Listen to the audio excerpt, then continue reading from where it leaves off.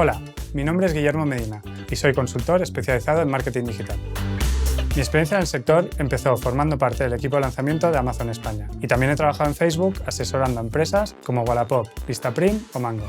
En la actualidad trabajo como consultor freelance ayudando a distintas empresas con sus estrategias de marketing digital.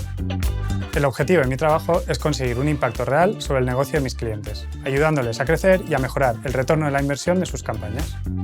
El marketing digital ha abierto un sinfín de posibilidades a todas las empresas, independientemente de su tamaño o sector. Facebook Ads nos ofrece un medio rápido y dinámico y el análisis de resultados prácticamente en tiempo real.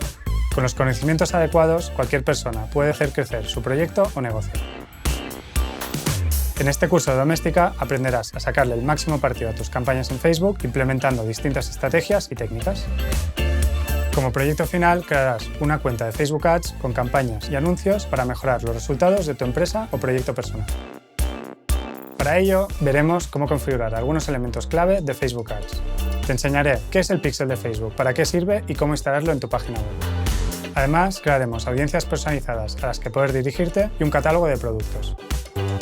Te mostraré algunas de las mejores recomendaciones para estructurar tus conjuntos de anuncios y también vamos a entender cómo definir los emplazamientos de los mismos para obtener los mejores resultados.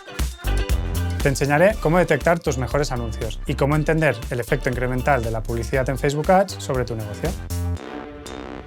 También trabajaremos con los informes de Facebook para poder entender los resultados de nuestras campañas y cómo poder optimizarlas.